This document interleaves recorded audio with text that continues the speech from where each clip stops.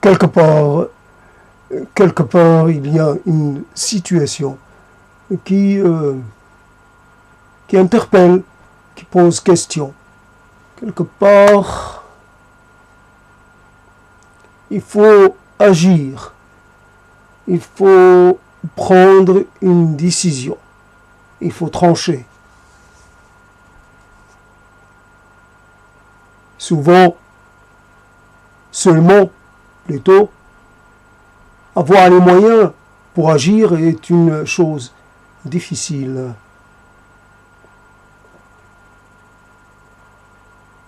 L'action présuppose peut-être de disposer de moyens, de capacités, disposer d'alliés, disposer de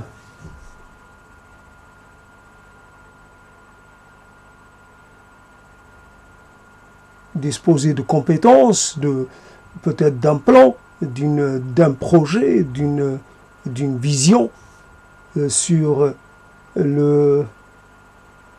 les finalités de l'action à entreprendre. Alors, une question se pose.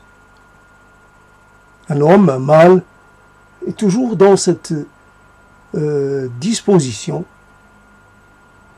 Il est là et il se sent légitime à entreprendre une réinterprétation du monde, voire à mettre en place un dispositif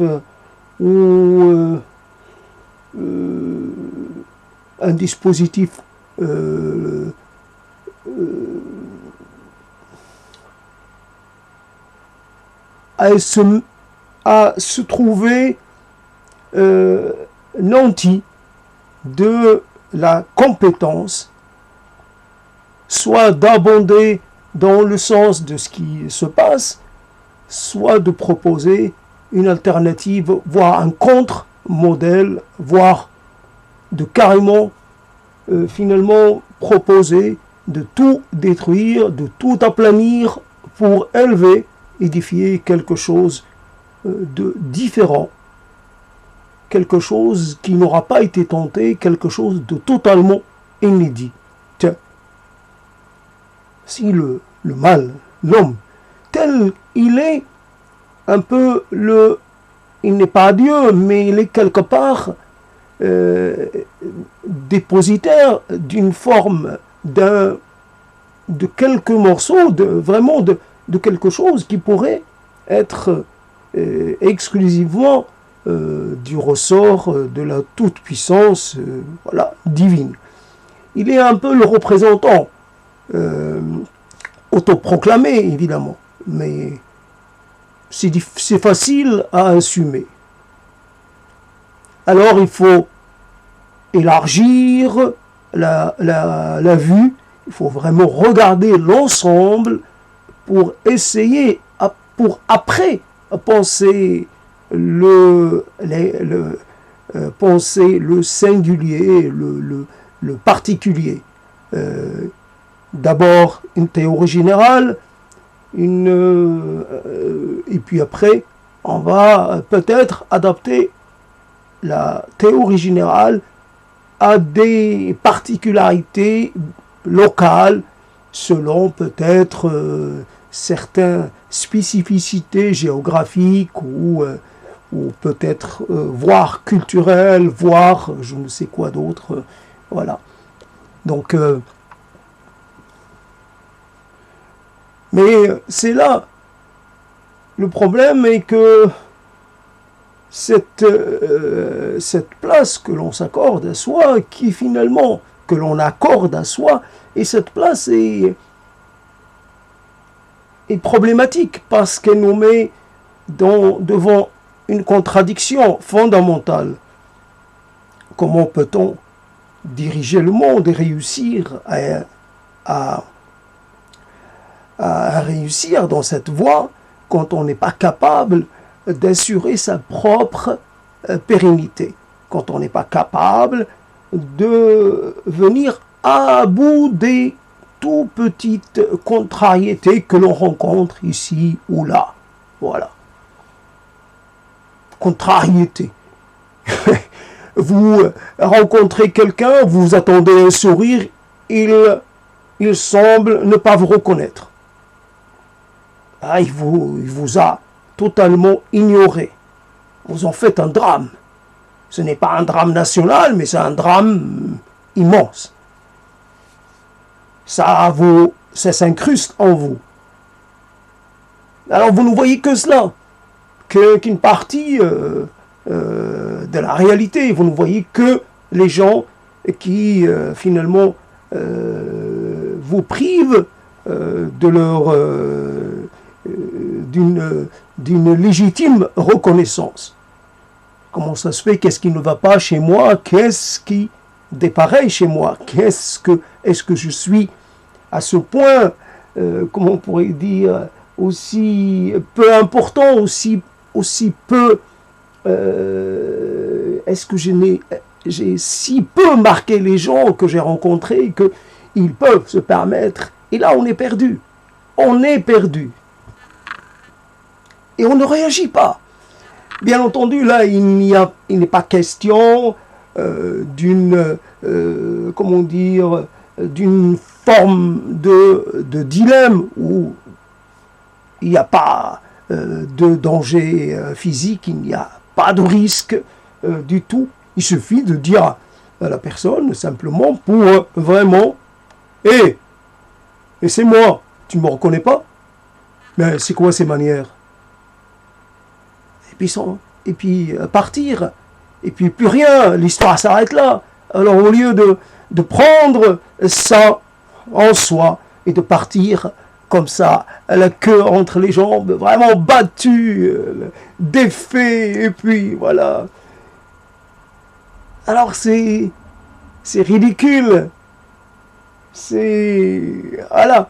Au lieu de se battre, je ne sais pas, à l'échelle du monde, à l'échelle de l'univers, au lieu de produire une thèse, voilà, qui pourrait bouleverser les paradigmes en cours, ou peut-être qui pourrait, voilà, introduire une forme d'une histoire nouvelle, réorienter ce qui était peut-être, qui partait dans une direction.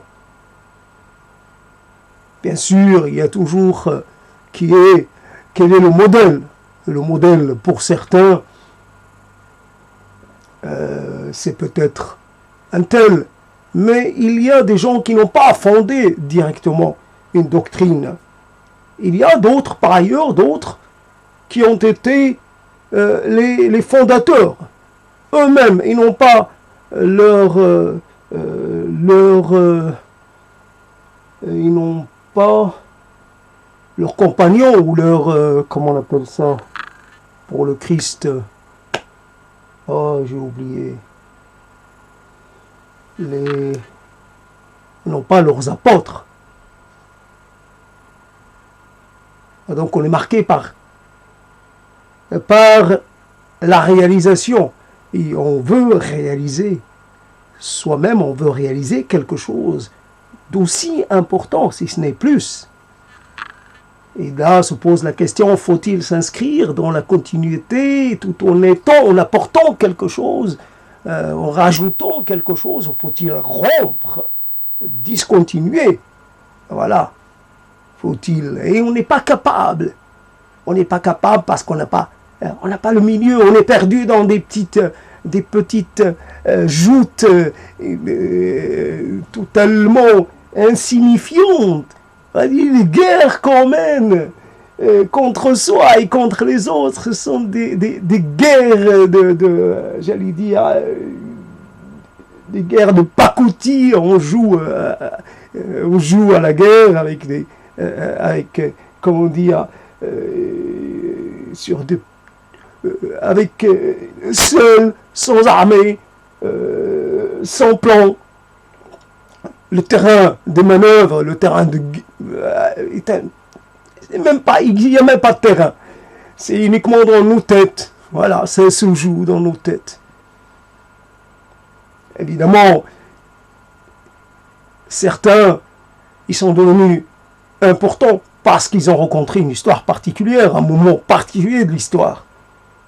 Évidemment, ça leur a fait du bien à eux. Ça leur a donné une stature nationale, voire encore plus. Mais par ailleurs, la majorité a souffert. Alors combien de gens restés anonymes, qui sont tombés les armes à la main, ou qui sont tombés sans avoir fait usage, sans avoir été le moindre du monde résistant, mais ils sont morts parce que ce sont des victimes collatérales de bombardements ou autres. Combien sont restés anonymes? Peut-être ils figurent dans un monument ou un autre, un monument mort. Ah, ça me fait une belle jambe d'avoir mon nom quelque part. Ça me ferait une belle jambe plutôt, inscrit quelque part sur un monument que personne ne voit vraiment, pas fait partie du décor. Voilà, monument mort. Est-ce que quand je passe devant, je tressaillis? Est-ce que j'ai une émotion particulière? Ah non, pour moi, c'est la pierre. C'est juste quelque chose qui est censé représenter, mais ça représente tellement mal. C'est, comment dire, c'est presque présomptueux, ça veut marquer les esprits, mais en fait, c'est tellement lourd. Et le visage du soldat n'est pas le visage du soldat ordinaire. C'est un visage idéalisé, c'est peut-être influencé par la statuaire grecque, c'est peut-être, quelque part dans la continuité avec les réalisations antérieures. Non!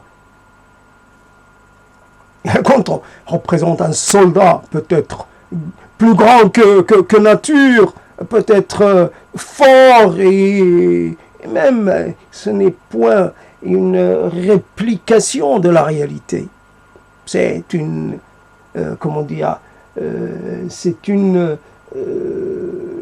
c'est une interprétation, c'est l'interprétation de l'artiste. Ah oui. La dimension de l'homme.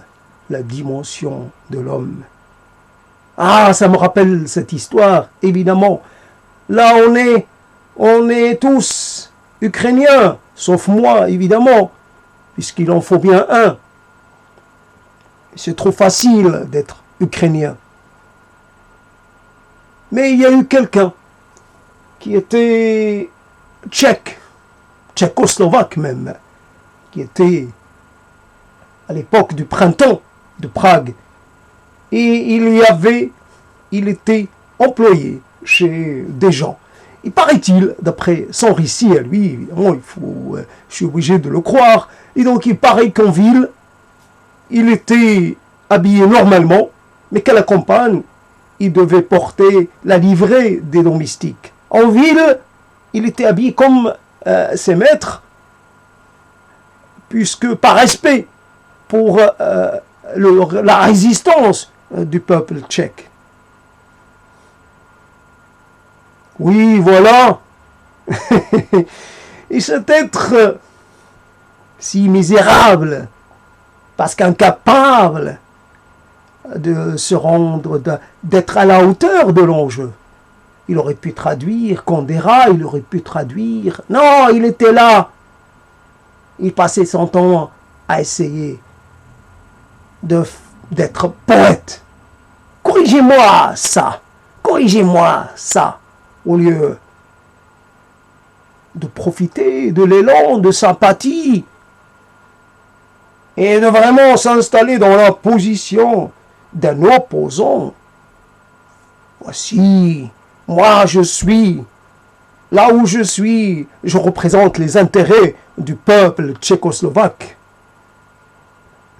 Respectez, Je demande l'émancipation, la libération, voilà, je demande l'exercice de la liberté, l'exercice de l'autodétermination pour mes corélégionnaires. Je sais plus le dire. Peu importe. En tout cas, pour mes compatriotes, plus facile. Donc, il y a ça.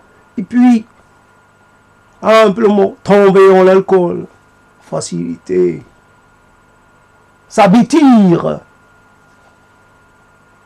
se perdre dans les vapeurs de l'alcool et tenter de se faire, de se dire que peut-être je serai moi aussi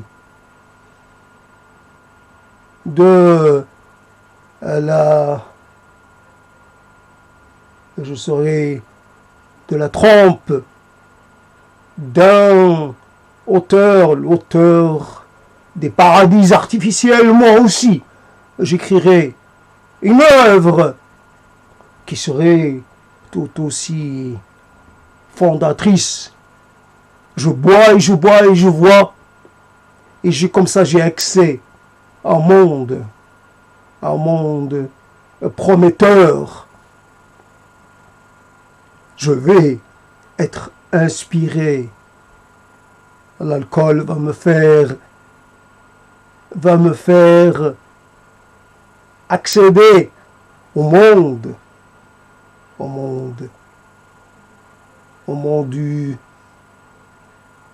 de la création, où je vais étonner le monde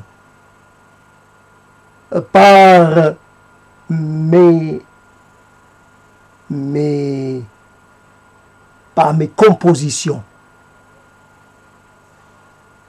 J'offrirai au monde quelque chose qui le fera me considérer comme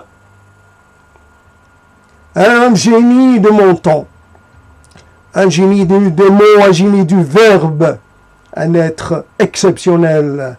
Et point d'exceptionnalité, juste un être ordinaire. On essaie de voler très haut, planer le plus haut possible, et on retombe lourdement. On n'est même pas en écart, tentant pour la énième fois de se hausser. On n'a même pas de légende, noire. Alors, quant à la légende dorée, qui va la raconter? Qui va l'imaginer? Qui va la fabriquer? Légende noire, légende terne, légende grise. Ma mère meurt, mon père meurt, on ne sait pas qui est mort en premier, et puis moi aussi je meurs. Je ne sais même pas où j'ai été enterré. J'ai pleuré ma mère, et alors, j'ai pleuré mon père. Je me suis pleuré moi-même. Mais qu'est-ce que ça peut faire? Qu'est-ce que ça peut apporter? Les larmes s'assèchent. Les larmes se tarissent. Et puis, il n'y a plus rien. Ma mère s'en est allée. Mais il y a longtemps de cela. Quand je l'ai quittée, je l'ai quittée pour toujours. C'était la dernière fois que je la voyais. Et c'était il y a longtemps. Il y a vraiment longtemps déjà. Elle a quitté. J'étais persuadé que j'allais revenir, lui rendre visite, que ma mère allait me manquer. Mais il faut croire qu'il ne m'a jamais manqué. Je ne suis jamais revenu. J'étais même pas un exilé. J'étais même pas un ennemi du régime. J'étais juste un être qui avait la paresse.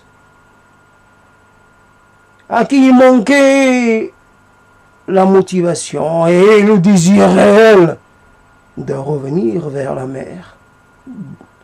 Est-ce que l'on peut quitter sa mère et vivre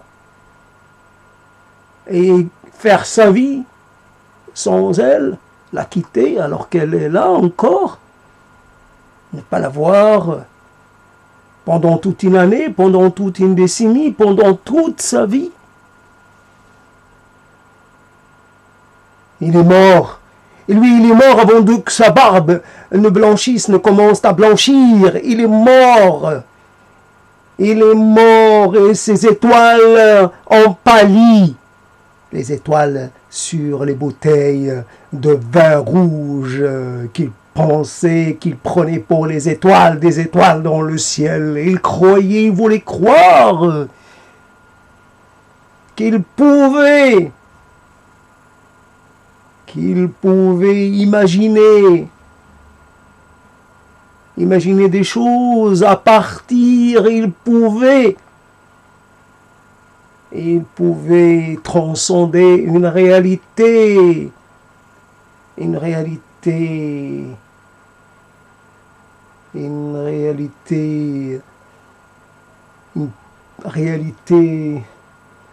pauvresse pour essayer, oui, transcender tout cela, vraiment faire d'une petite impression dans le verre, une étoile, une vraie étoile. Il n'est pas possible de comparer un petit signe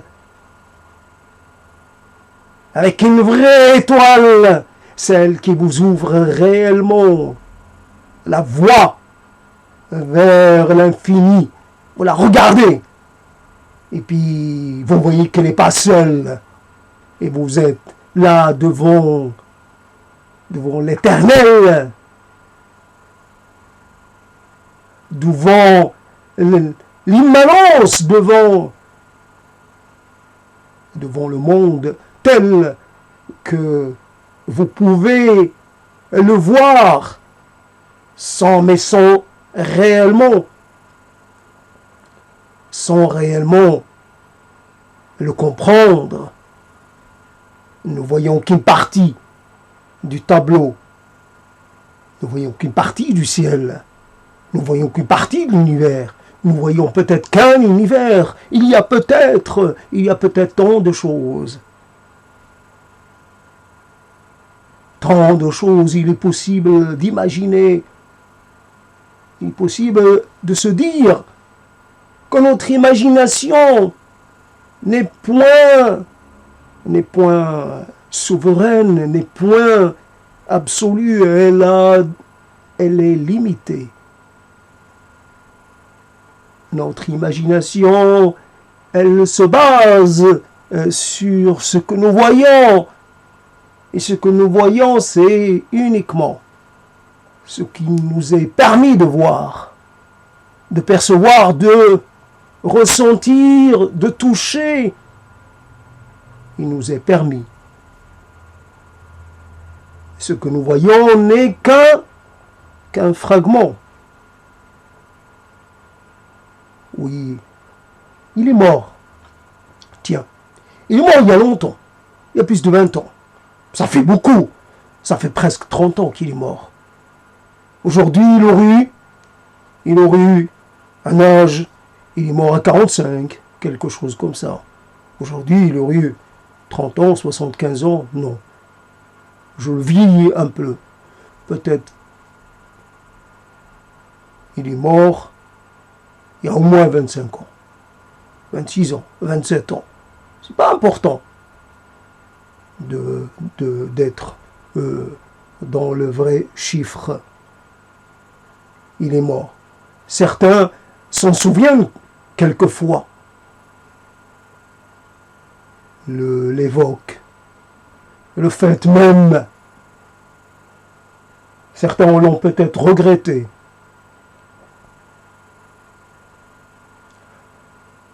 Je ne sais pas.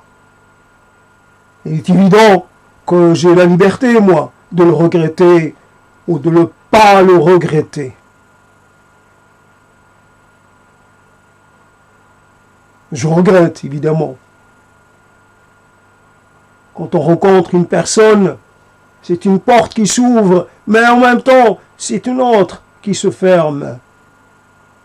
Une rencontre vous empêche d'en faire une autre, ailleurs, au même moment. Je suis là, je m'engage avec toi.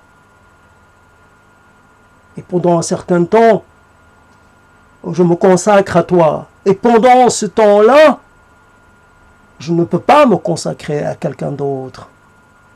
Je m'embarque avec toi dans ton périple. Et alors, je suis comme enchaîné à toi. Moi, je veux rester libre de rencontrer ou pas de rencontrer, de rencontrer ou de pas rencontrer. J'aimerais prendre le temps de voir tout le monde défiler devant moi. Un tel, je lui pose une question. Je le regarde peut-être simplement. Je le teste. Je lui demande d'improviser. Tiens, prendre quelque chose dans l'environnement et d'essayer de broder dessus. Allez, vas-y, brode. Ah, vas-y. Amplifie la chose. Donne-lui un corps. Et fais en sorte que ce corps soit grand. Fais-la parler. Fais-la témoigner. Donne-lui des sentiments, des émotions. Fais-la pleurer, fais-la rire, rends-la pensive, rends-la philosophe. Et puis, on vous rappellera, on vous tiendra au courant. Puis quelqu'un d'autre qui passe, c'est quoi dans votre sac? J'ai un petit élément. Vous ne devinez jamais ce que c'est. Ah, moi je dirais, j'aime bien les secrets, j'aime bien les devinettes. Allez, étonne-moi. J'aime bien qu'on m'étonne, qu'on me surprenne. Oui, je prends le temps. Je prends le temps. D'ailleurs, il y a un temps dans la vie de chacun où nous avons beaucoup de temps. Nous sommes les maîtres du temps. Ah, temporalité, quand tu nous tiens. En ce moment même, je suis plutôt dans une autre temporalité, beaucoup plus accélérée. Les choses commencent à se précipiter. Je suis conduit, poussé vers mon trou. J'aurais même pas le temps de le choisir. D'ailleurs, sur quels critères je vais me baser? Est-ce qu'un trou est plus confortable qu'un autre? Quand j'aurai plus de sensations, peu m'importera que le trou soit fait de terre ou de cailloux ou même de brisures de verre. Je m'en fous. Je m'en fous par avance. Je m'en fous abstraitement. Peut-être que je m'en fous pas réellement. Je m'en fous pas de la mort. C'est une question. C'est une question qu'on ne peut pas évacuer comme ça. Ah, sérieux, la mort. Et quand même, c'est ce qui décide. C'est soit vous pouvez, soit vous ne pouvez plus. Soit vous êtes, soit vous n'êtes plus. Et pendant qu'on y est, on ressuscite les morts. J'ai ce pouvoir-là de parler d'un tel qui ne peut plus parler. je le fais revivre un instant. C'est vrai, je peux pas être satisfait de le voir mort, même si je peux lui reprocher des choses. Je peux lui reprocher de s'être laissé aller, comme nous tous. Se laisser aller, se laisser domestiquer par l'environnement, par commencer à faire preuve de modération, d'accommodation. Oui, oui, trouver que peut-être il faut aussi laisser les autres s'exprimer. Il faut accepter les avis contraires. On n'est pas seul. On n'a pas ta science infuse. Et alors? C'est vrai, corrige-moi. Rectifie mes erreurs. Ça y est, une fois que j'ai atteint ce stade-là, c'en est fini de moi. Je peux plus. Moi, j'aurais aimé forcer le destin à imposer des choses aux autres. Pour leur bien-être, je ferai comme mes prédécesseurs. Oui, on pense pour vous. C'est vrai, il y a des chances pour que cela produise des catastrophes. Il y a des chances. Je suis quand même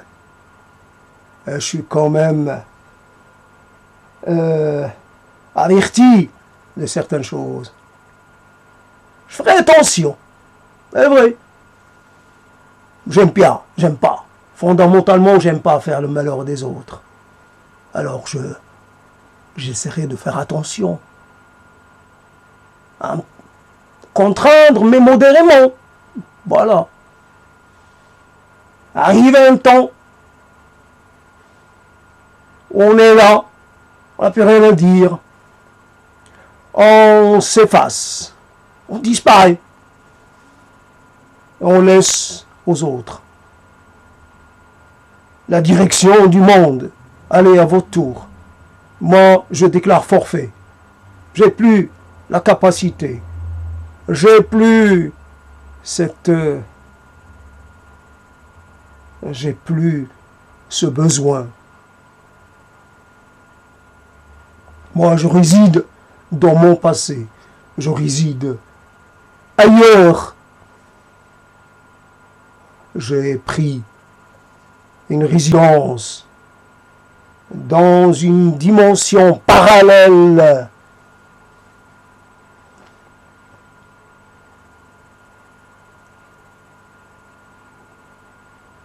Ainsi.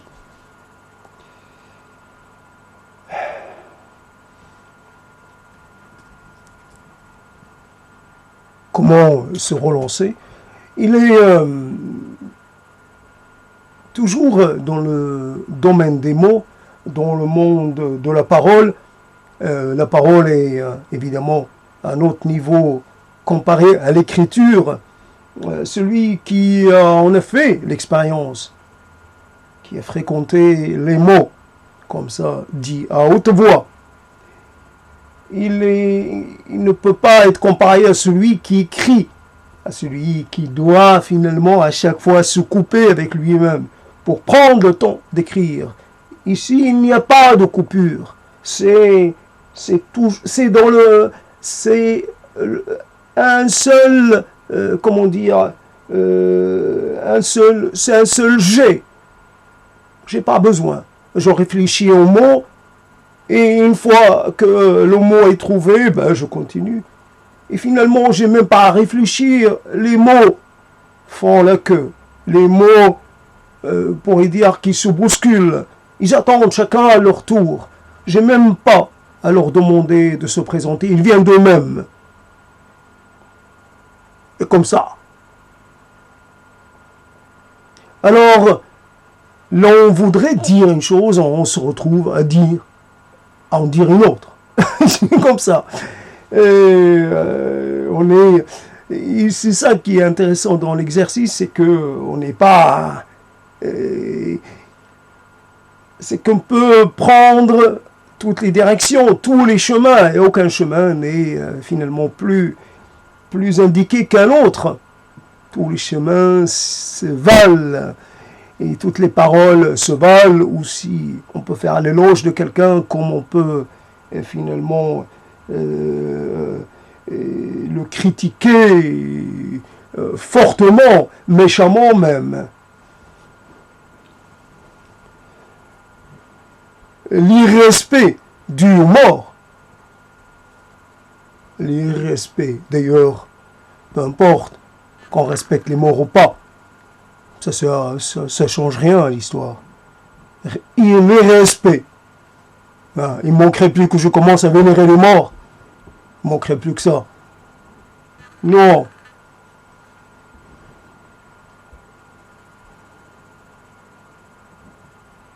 Il n'y a pas de vénération qui tient. Simplement, c'est concret. Qu'est-ce que tu m'as laissé? De quoi m'as-tu pourvu? Oui, quelques mots, peut-être. Éparpillés. Qu'est-ce que je peux en faire? Tu m'as rien raconté de vraiment conséquent. Je t'ai rencontré, mais j'étais obligé de tout faire par moi-même. Tu m'as pas montré la bonne porte pour que je l'emprunte, pour m'épargner de tomber sur des portes qui ne mènent à rien, qui mènent finalement, qui mènent au désœuvrement, qui mènent à l'impuissance, qui mènent au malheur. Oui, tu m'as pas prévenu, en tout cas pas suffisamment. En tout cas, que faut-il faire pour s'épargner des douleurs inutiles, des regrets inutiles? Pourquoi faut-il à chaque fois reprendre son histoire et essayer d'y comprendre quelque chose? Là, on est peut-être un maudit d'office. Les bénédictions se sont retournées, se sont transformées en malédictions. Eh ouais. C'est ainsi. Ou alors, on paye pour quelque chose qu'on n'a pas fait, ou alors pour quelque chose qu'on a pensé. On paye par anticipation des crimes qu'on n'a pas commis, qu'on aurait pu commettre. Oui, je paye, je ne sais pas pourquoi je paye autant. Des années, des décennies de privation, d'enfermement à l'intérieur de moi-même. On m'a privé des mots, on m'a privé du droit à la parole, on m'a privé de l'accès au monde de l'éclairance. J'ai été dans l'ombre, j'ai été dans l'obscurité, j'ai été dans la confusion. Je ne savais pas ce que je devais faire, ni quelle décision prendre. Quoi, je ne savais pas. Je n'ai jamais su d'ailleurs.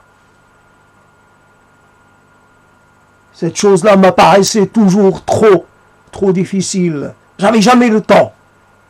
Je commençais à penser, puis j'arrêtais. Ça me contrariait. Ça me pesait. Il n'y a que dans les toilettes que je me mettais à penser. Il n'y a que dans ces moments-là où je ne pouvais, ou quand je ne peux rien faire d'autre à part penser. Mais si tout finit, que j'ai fini mes affaires, je cesse de penser. Je cesse de me confronter à moi-même et je m'échappe. je m'installe nulle part. J'ai la bougeotte. Ah, les choses qui m'embarrassent, je les mets de côté, je les cache. J'en ai caché des choses. Il y a partout des choses comme ça à dissimuler. Peut-être qu'elles ont fini par tomber en poussière. Oui, voilà. Comme ces écrits que l'on reprend un siècle après et qu'on n'arrive plus à déchiffrer. Ouais, à une époque, on avait une vie excellente. Maintenant, elle est défaillante. Il est difficile de déchiffrer ses propres écrits. Oh, quel malheur! Mais qu'est-ce que j'ai vraiment écrit? Des choses pas terribles, qui tenaient pas la route. C'était des amorces, des ébauches de quelque chose. C'est resté tel que ça n'a pas été complété, ça n'a pas été achevé. Oui, je suis atteint du défaut de l'inachèvement. Faut-il, oui, un concept parmi tant d'autres, une idée qui offre des perspectives, l'inachèvement. Je suis né inachevé, j'ai grandi dans l'inachèvement, je finirai aussi dans le même état d'esprit. Oui, il y a des vérités, mais elles ne sont point satisfaisantes. Elles vous laissent un goût d'inachevé. Il y a toujours une question. Il n'y a pas de réponse qui apporte une sérénité permanente. Oui, ce n'est là qu'une forme, qu'une chose transitoire. Ça va. Bien sûr, au moment de recevoir une chose, on prend le temps d'en prendre connaissance, et puis après, on va la juger. On fait la même chose avec les vérités. On va regarder la vérité sous tous les angles, et puis on va lui faire subir tout un tas de tests, et on va la soumettre à l'épreuve du réel, à l'épreuve de ce que l'on sait, de ce que l'on a expérimenté déjà. La vérité se révèle, en la plupart des cas, se révèle déjà très vite, se révèle incomplète, se révèle avec un défaut. Oui, elle résiste pas. Elle résiste pas à un examen poussé. Elle tient pas la route. Elle s'effondre quand elle est poussée dans ses retranchements.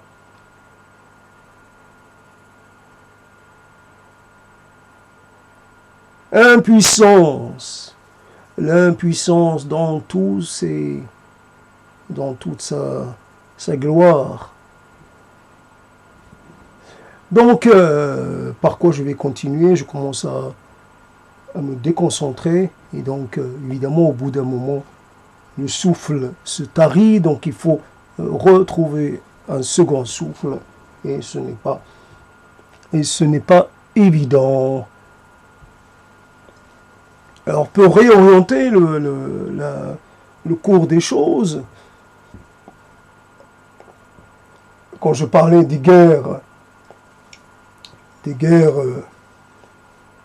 aujourd'hui on parle de conflits de basse, de moyenne ou de haute intensité, en tout cas, on hiérarchise entre les conflits, mais on pourrait, les guerres aussi, donc des guerres de basse intensité, les guerres à l'intérieur qui se déroulent à l'intérieur, d'ailleurs, qui sont les combattants de ces guerres. Mais c'est pas ça que je voulais aborder, c'était plus quand on est là, et puis il y a une question simple. On avait toujours frappé cette petite mise en scène quand j'étais vraiment petit. Il y avait comme ça une mise en scène de la part d'une revue, d'un mensuel. Et ce mensuel posait la question à ses lecteurs de savoir à quoi pouvait penser un grand homme, un homme qui était un leader de son peuple, et même au-delà de son peuple, il était un vrai leader d'une partie du monde. Alors les gens ont commencé, chacun, à imaginer ou à dire des choses, à supposer. Ils ont tous pensé à quelque chose de vraiment très sérieux. Ils pensent peut-être aux batailles à venir, au plan qu'il a accompli, les projets, voilà, les projets qui concernent des millions de gens. Il y pense à l'avenir de son pays. Il est vraiment totalement consacré à sa mission de sauveur de la nation.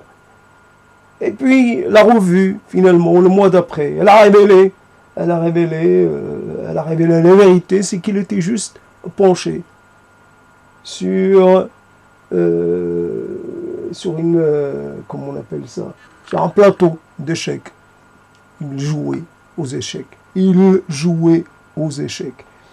Et souvent, nous essayons, nous aussi, de faire croire que l'on est en train de faire quelque chose d'énorme. Fondamentalement, on peut avoir la tête remplie par des questions domestiques, par des soucis d'ordre domestique. Comment je fais quand je vais me laver les mains? Alors, simplement, il m'arrive évidemment de me laver les mains et je vois le savon liquide. Je vois que cette marque de savon liquide, elle a tendance à couler trop vite. Et pourtant, donc, dans la recette du bon savon liquide, il faut que ça colle sur la peau, pour que l'on n'en perde pas une bonne partie. Donc, il faut se disposer de cette façon-là pour recueillir le savon qui risquerait autrement de partir de tomber dans le trou du lavabo, dans la bouche, ou je ne sais pas comment dire. Donc finalement,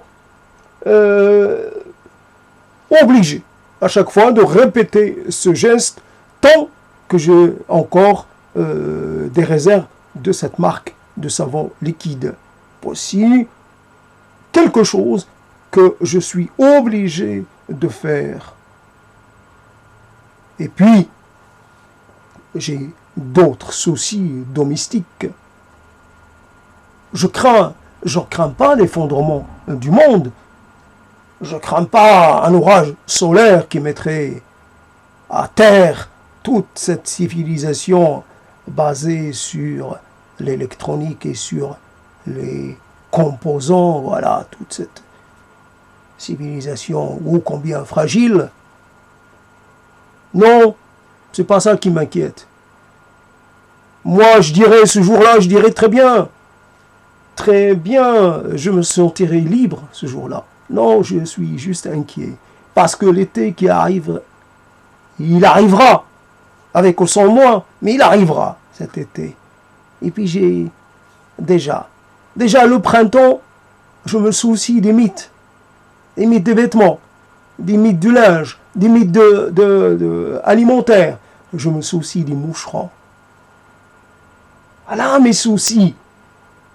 Quand on est dans une maison, ce sont des soucis concrets. C'est légitime de se préoccuper de cela.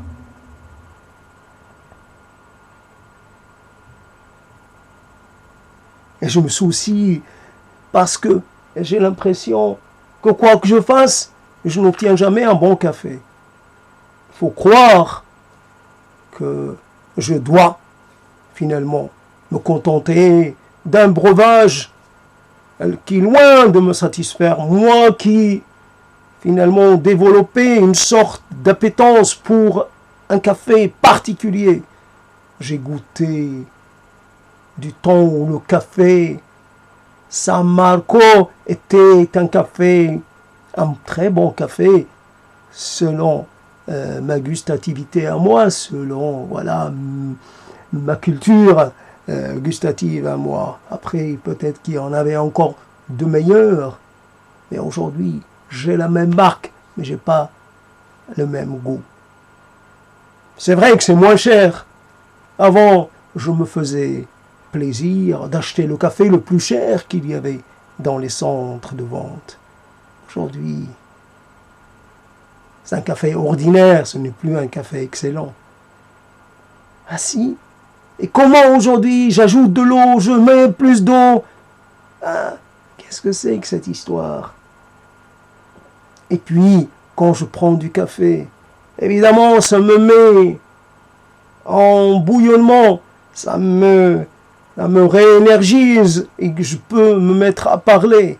Mais je parle sous l'influence du café. Je ne suis pas moi-même, je suis juste une machine biologique qui se trouve sous l'effet d'une force chimique, d'agents chimiques ou biochimiques.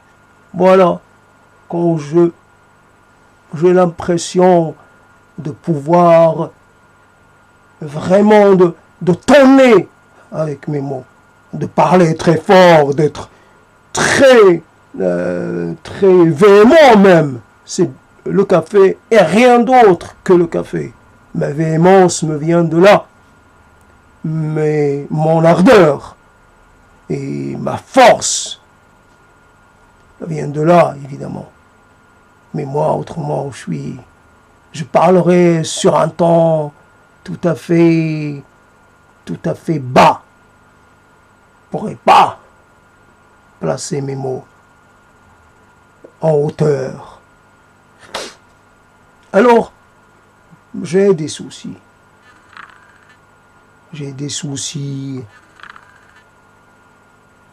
J'ai peur, comme ça. J'ai peur que le plafond me tombe sur la tête. J'ai peur que la gazinière explose.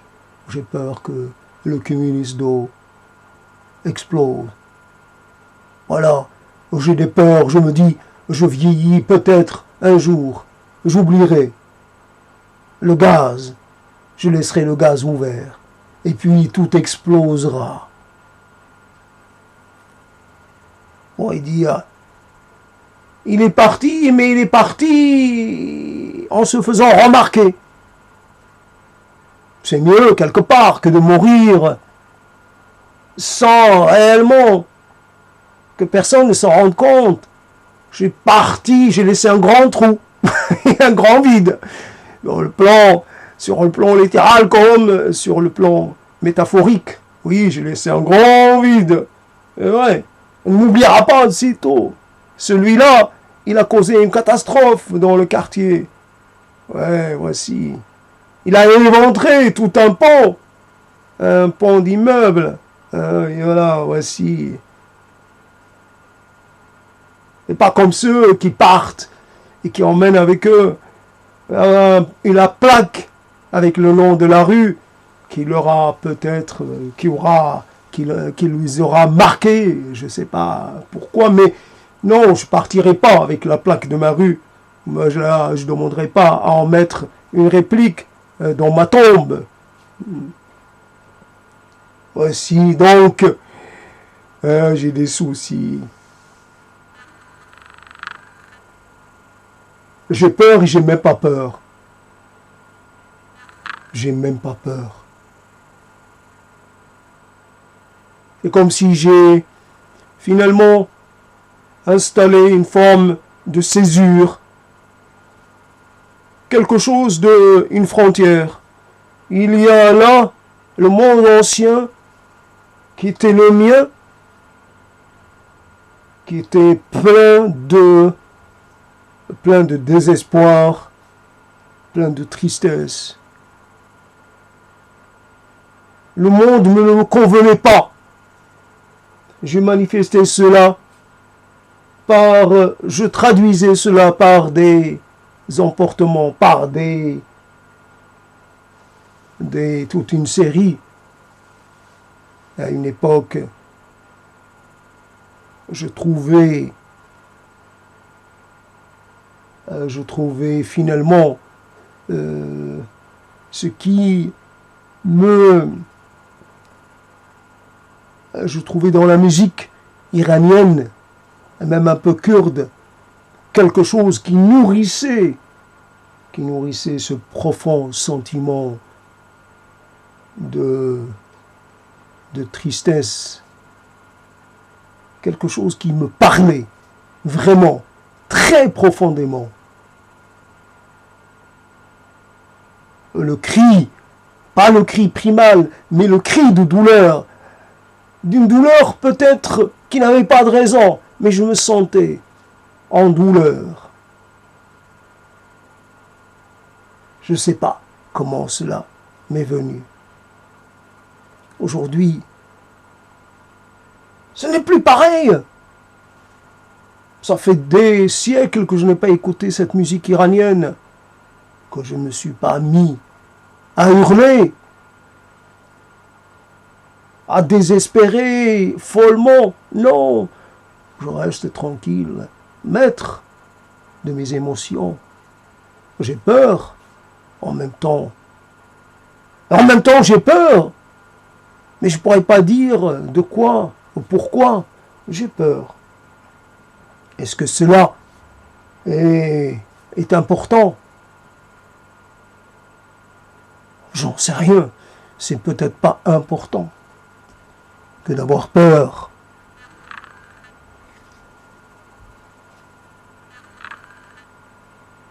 Les mots, quand vous les dites, quand vous prenez quelqu'un pour témoin, quand vous vous adressez à une personne connue ou à une personne inconnue, cela nous semble éveiller l'intérêt ou la compassion de personnes. Cela ne m'intéresse pas.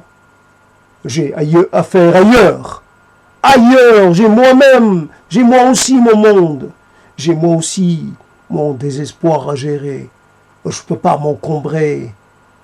Je ne peux pas m'alourdir avec ta propre détresse à toi. Gère-la tout seul. Fais comme tu peux. Voilà. Et oui, faut-il généraliser à tout le monde, à partager avec tout le monde. C'est vrai, si le fardeau est partagé, il devient moins lourd à porter, à supporter.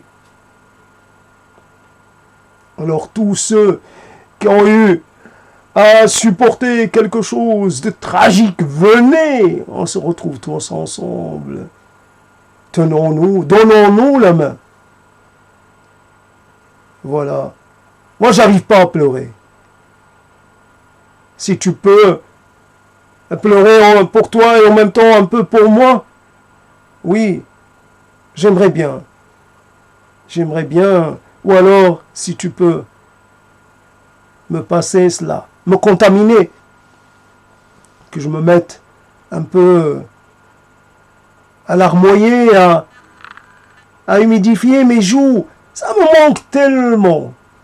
C'est vrai, paradoxalement, pleurer, ça soulage, mais encore plus, ça veut dire que l'on a payé une partie de sa dette. Quand on pleure sa mère, on se dit, voilà, quand même, je suis reconnaissant. J'ai pleuré ma mère. Or, j'ai pas tellement de choses à me reprocher. J'ai fait mon devoir. Et quand on ne peut pas pleurer sa mère, alors qu'est-ce qu'on fait? On reste là à se dire, à essayer d'en parler. Comme si on pouvait simplement parler de sa mère au passé, l'évoquer comme on évoquerait n'importe qui. Est-ce que sa mère, c'est n'importe qui ou est-ce que c'est quelqu'un, voilà, de particulier? Quelqu'un qu'on doit, sacrée mère, mère sacrée. Ma mère, c'est un peu la mère du monde entier. Pour moi, c'est la mère dans toute sa splendeur, la mère. Ça ne se remplace pas, une mère. Même si, quelque part, la situation des mères est semblable, la peine des mères, la douleur des mères est semblable. Les mères qui doivent supporter la douleur d'être des femmes. Oui, il y a un chemin, il y a une via dolorosa, un chemin des douleurs. Voici arrivé le temps de l'arrêt. Voici que l'on commence à suer par tous ces ports. Voici que l'on commence à nager dans sa propre eau. Voici que l'on commence à ressentir des douleurs pas possibles, des bouffées de chaleur. Le feu est en nous. Le feu est à l'intérieur. Ça brûle. On ne peut plus dormir comme avant. Notre corps nous devient insupportable. Alors, cette situation qui t'a amené à durer,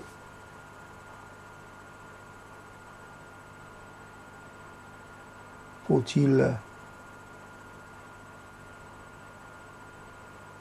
aussi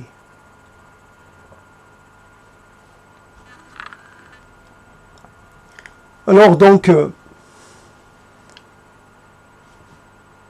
on peut tout mélanger, tout est important.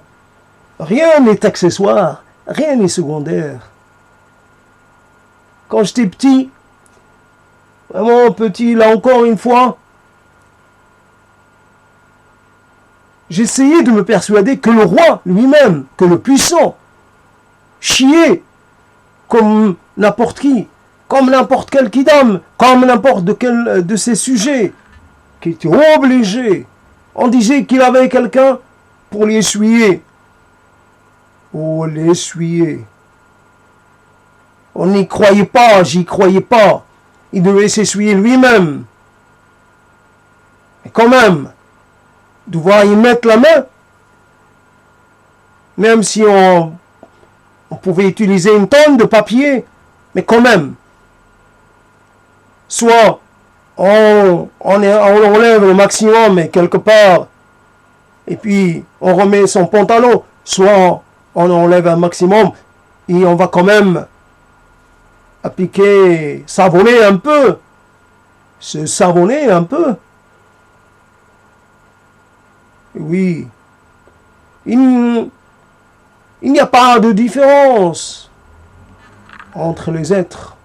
Tous puent de la même façon, tous chient de la même façon, chient la même merde, même couleur, même puanteur, même forme. Et même le roi, il devait être soulagé après s'être allégé, après avoir été sur le trône. Et celui-là, c'est le vrai trône, celui de la vérité, celui. Et puis, c'est vrai, si l'on chie pas, on meurt. Il faut chier pour pouvoir continuer de régner. Qu'est-ce qui se fait? Qu'est-ce qui se passe en nous? Nous portons en nous la promesse d'une décomposition assurée. Nous sommes Nous essayons d'être propres et pourtant nous sommes sales en permanence, sales de l'intérieur, comme encore plus que de l'extérieur. Sales, fondamentalement sales. Et oui.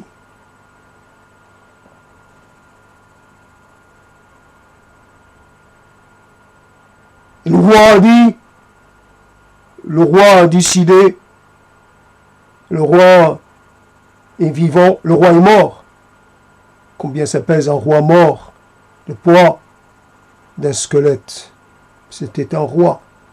Il a pris des décisions qui ont fait le malheur de milliers, voire de plus encore, de gens. Il a décidé, il a dit une chose, sans y réfléchir. Il a envoyé quelqu'un. Il a envoyé quelqu'un aux oubliettes. Il a décidé.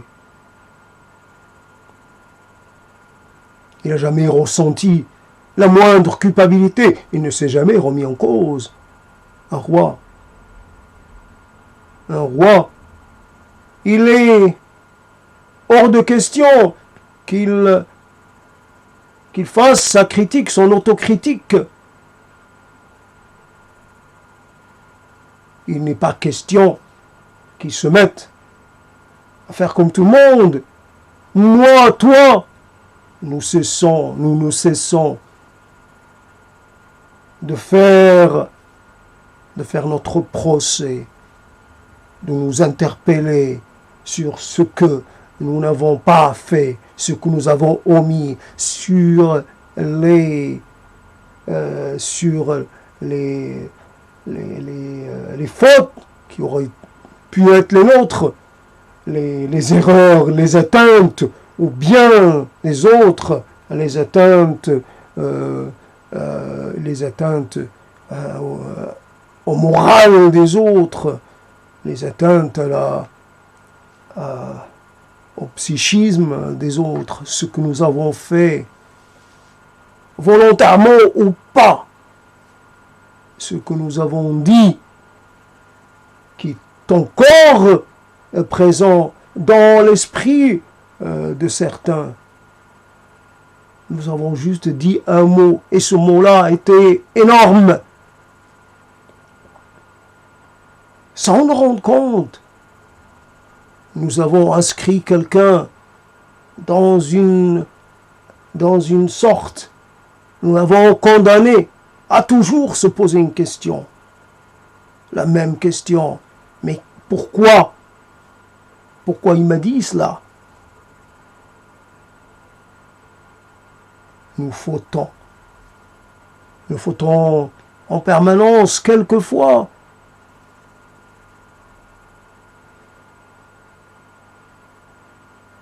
Nous remettons en cause, quelquefois nous avons les éléments. Là, j'ai pas les éléments. Bon, je fais avec, ou je fais sans.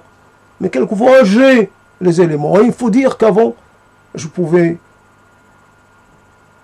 dérouler toute une litanie de culpabilité. Aujourd'hui, on dit, je m'autorise le repos.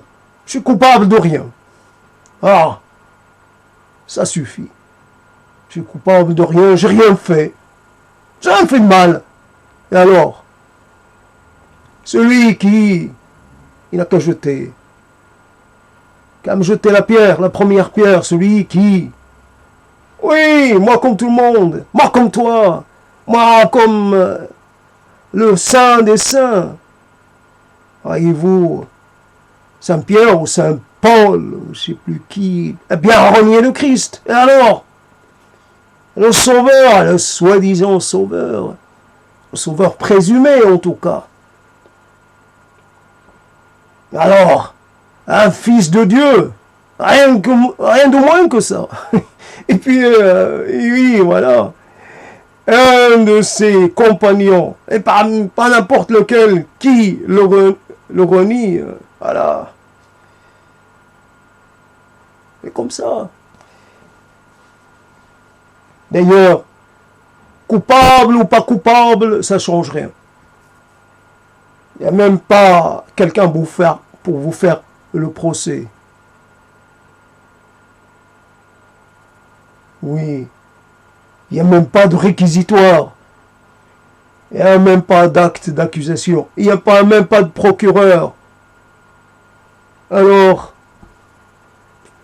un repos. Tranquille. T'as rien fait. T'as rien fait. Alors, j'ai pas besoin de penser au lendemain. Si demain je suis devant mon examinateur, je lui dirai, c'est votre,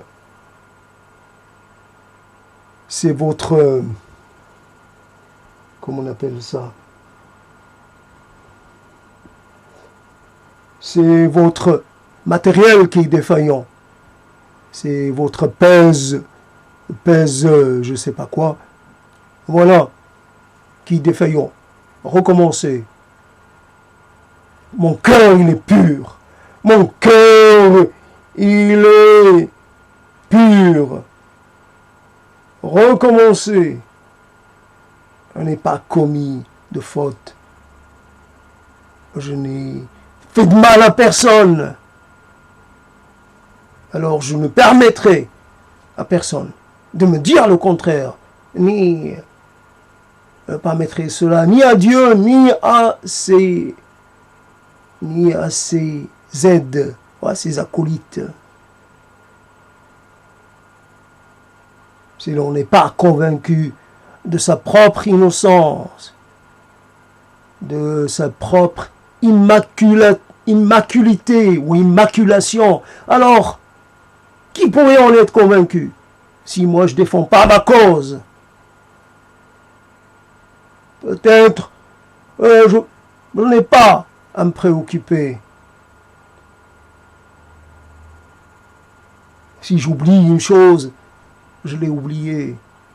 Il est possible. Et alors, je n'étais qu'un agent, je n'étais, c'est fait malgré moi, j'étais là. C'est un accident. C'est juste un accident de vie. Alors, t'étais là. Et alors, moi je suis pas responsable. C'est pas moi qui créé le mot. Moi je n'ai fait que l'utiliser à un moment donné. Puis bon, cela fait longtemps. Cette personne-là, elle n'existe plus. Aujourd'hui, j'ai été repentant.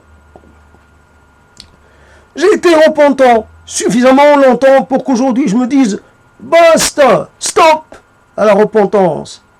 Plus, ça y est, je suis libéré de ce besoin-là, de cette impériosité-là.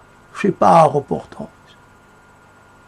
Rien fait, je n'ai pas à m'auto-flageller, je n'ai pas à me punir ou à marcher parmi ceux qui pensent qu'ils sont à l'origine des catastrophes, qui s'infligent des sévices.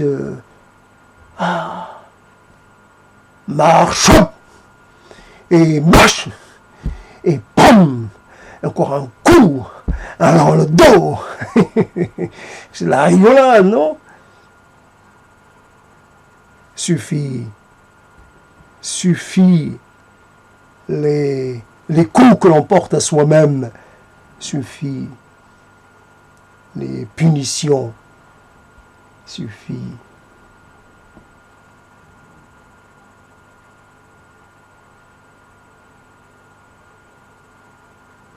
Voici donc encore un peu comment on peut transformer une chose, comment on peut la faire un peu aller par-ci, par-là. Évidemment, il faut trouver encore un petite astuce pour se relancer, mais pas rester dans la même trajectoire, un peu dans le comment faire. Parce que dans ce domaine, l'obsession, c'est d'éviter la répétition.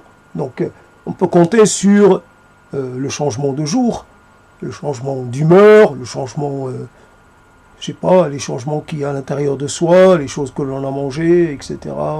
Le degré de caféine qui est encore actif,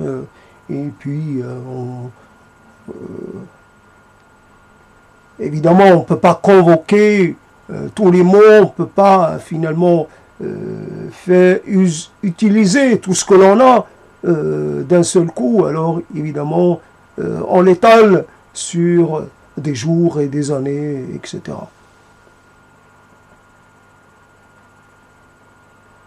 Mais les mots vous font un peu, vous font avancer malgré tout. Même si, évidemment, il y a toujours une sorte d'emphase. Donc, bien sûr, et la vérité peut être entre les deux, et peut-être qu'il ne faut même pas la chercher. Quelle est la vérité de l'être, la vérité des choses, la vérité derrière les déclarations?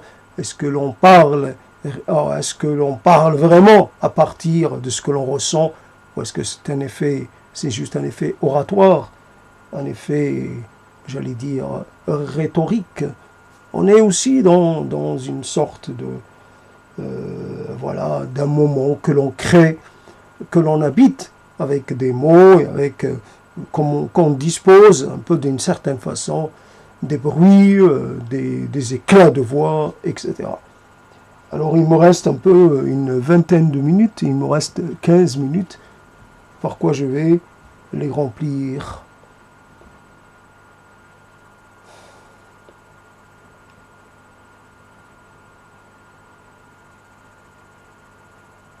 Il y a quelque part un restant de dépit. C'est un peu comme le moment, un moment particulier, un moment où il faut tirer, il faut agir. Et que quand on laisse passer le moment, évidemment, la cible s'est déplacée ou la cible s'est un peu déportée.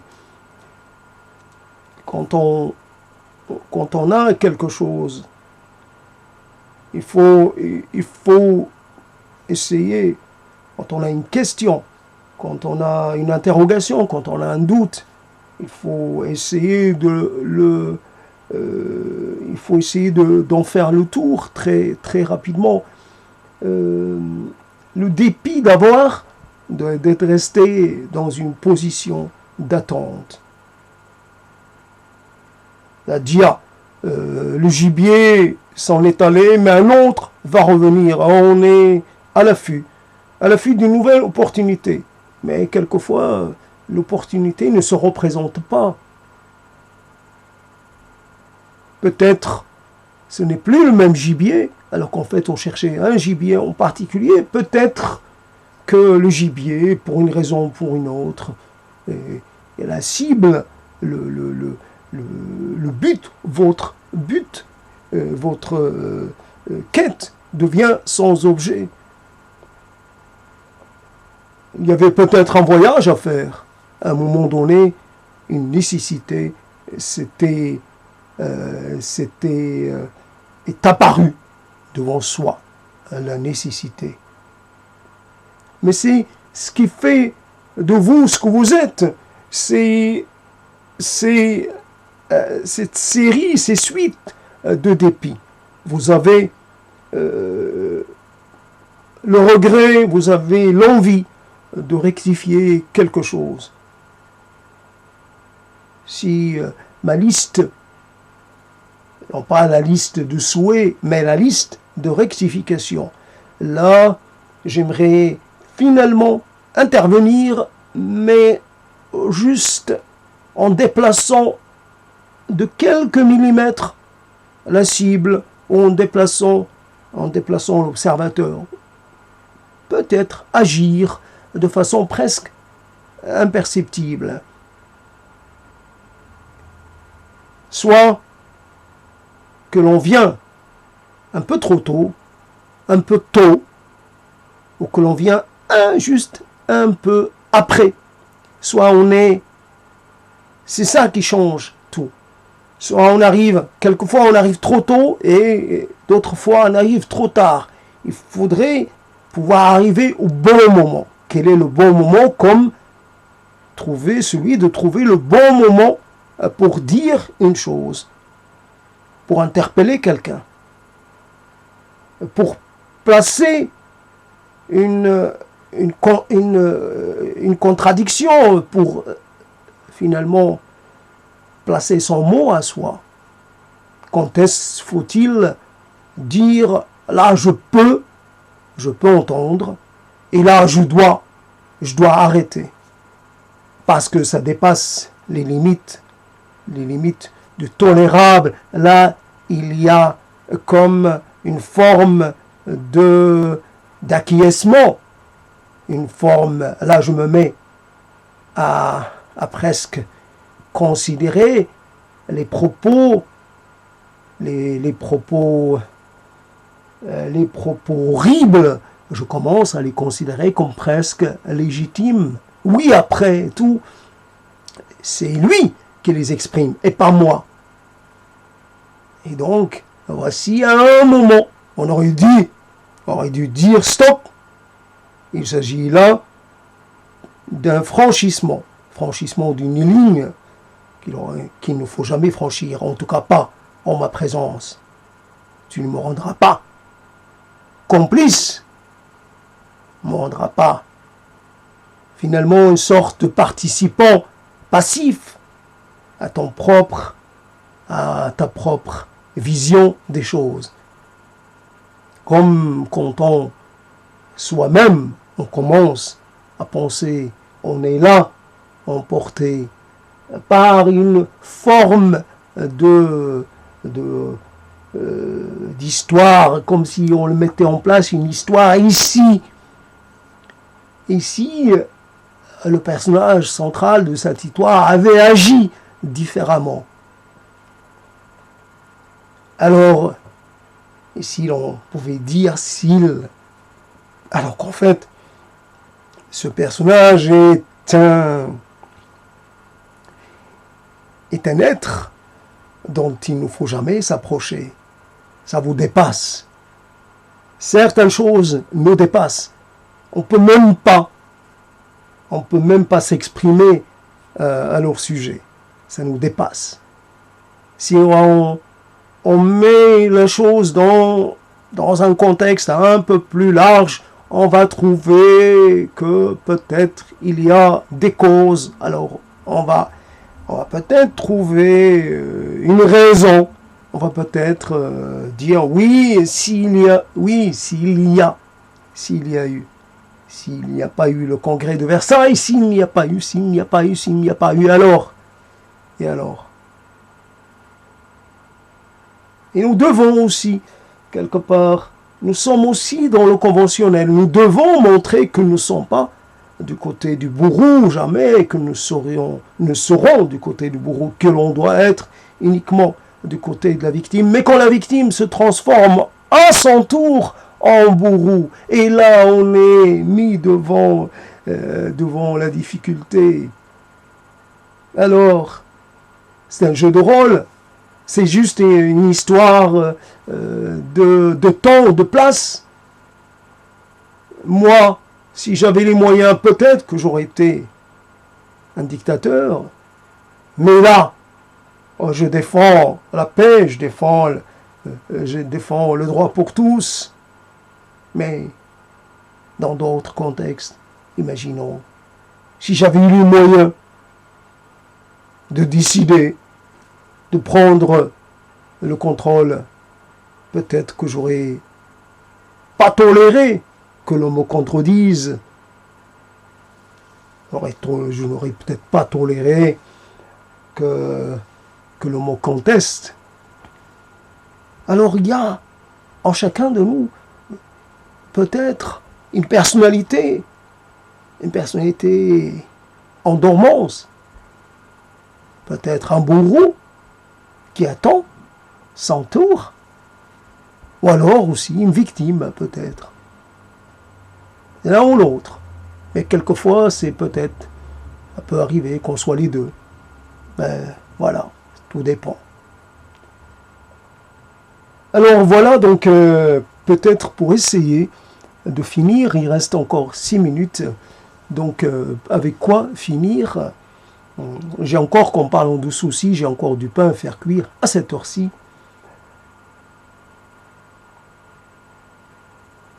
Alors comme celui qui dirait, je marche dans les pas de mon père, alors moi je dirais, je marche dans les gestes, je m'inscris dans les gestes de ma mère. Je ne peux pas revenir en arrière et finalement me mettre à préparer le pain et à soulager ma mère. Je ne l'ai jamais fait. Mais aujourd'hui, ce sont les machines. Je ne peux pas dire que je soulage quelqu'un ou j'empêche une femme de s'épuiser pour me préparer du pain à moi. Je prépare mon pain. Mais je ne suis pas pour autant à la place de ma mère, je ne suis pas pour autant ma mère. J'ai que ça à faire. Préparer le pain et le cuire. Mais j'ai pas le reste qui suit. J'ai pas le reste qui va avec. Dans la vie d'une femme, d'une mère, il n'y a pas que une tâche. Elle est multitâche. Elle ne s'arrête jamais. Et puis, voici. Alors la vie, bénédiction ou malédiction? Faut-il voir, faut-il mettre en avant les bons moments, les moments heureux, faut-il, voilà. Et on ne peut pas faire un peu exister les deux en même temps. Soit on est dans l'évocation des moments,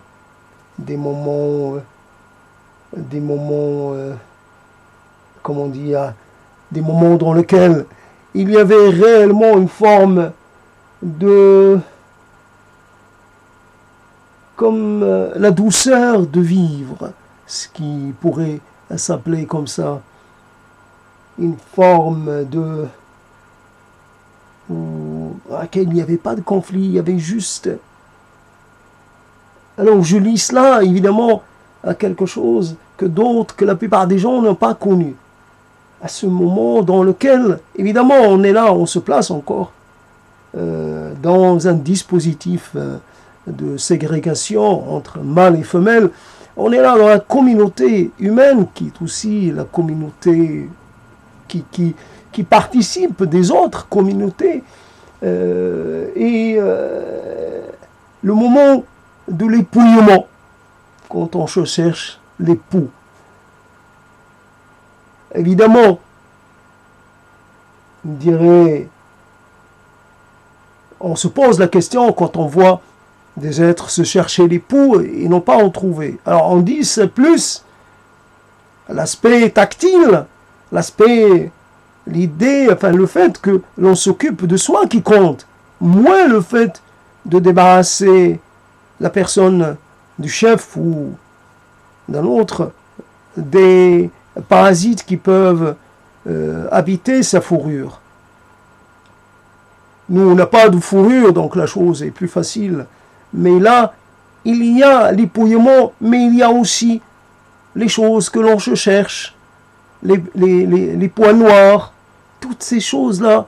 Et ça se fait à un moment de la journée où il fait une chaleur très, très douce. La chaleur n'est il ne fait ni froid, ni chaud. C'est la bonne température.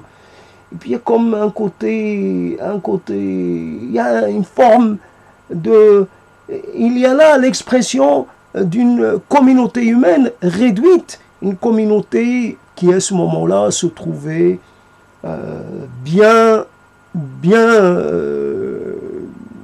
comment dire, ses membres étaient liés, très liés les uns aux autres. Alors, il y avait un plaisir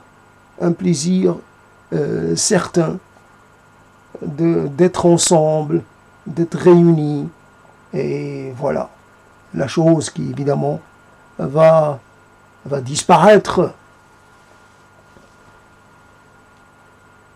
Aujourd'hui, on peut se gratter la tête, on peut se demander si on n'a pas un pouls ou deux, pas moyen de vérifier.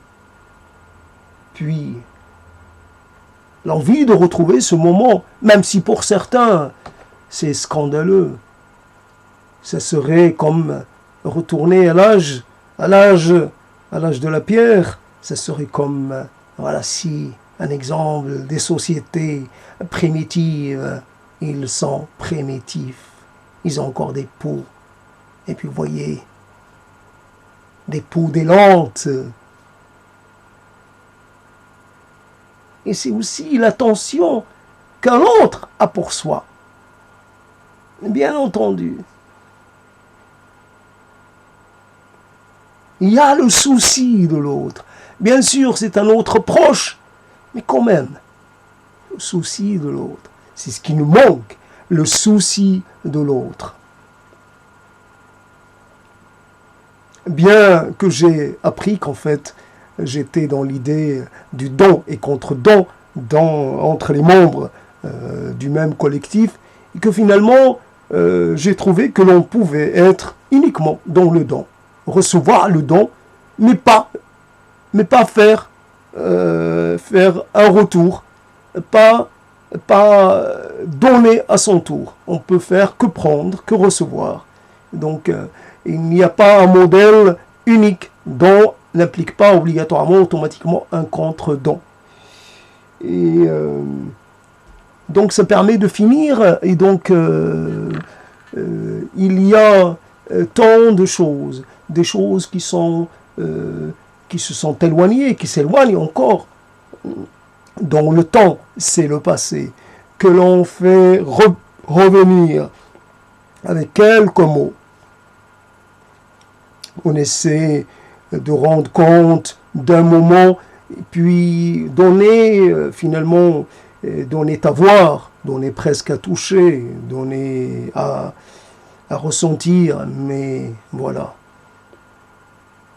C'est toujours le paradoxe ultime, on ne sait jamais que la chose qu'on est en train de vivre, on ne sait jamais que on la vit pour peut-être la première et la dernière fois, jamais on ne sait.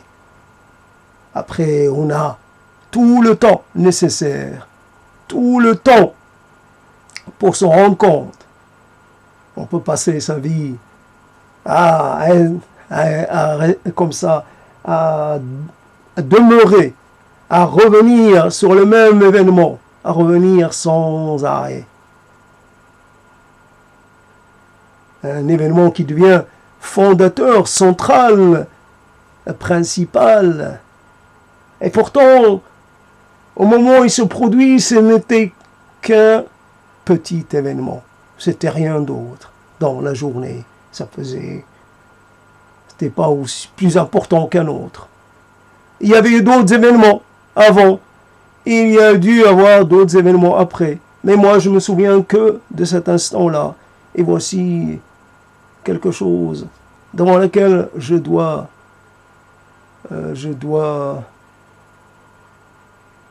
oui, je ne peux pas me souvenir de tout. Ma mémoire de tout temps est une mémoire très sélective. Elle ne s'encombre pas, vraiment. Elle est plutôt paresseuse. Elle retient certaines choses, et puis elle en écarte la majorité. Donc aussi, j'ai fini, je vais arrêter. Donc il y a toujours l'écho d'une personne, un écho lointain, toujours, un écho lointain. On s'adresse à quelqu'un, quand il y a quelqu'un, on s'adresse à cette personne de façon, j'allais dire, très très indirecte, mais il y a un processus, une adresse, une interpellation, quelque part, l'amorce d'une sorte d'échange, voilà. Donc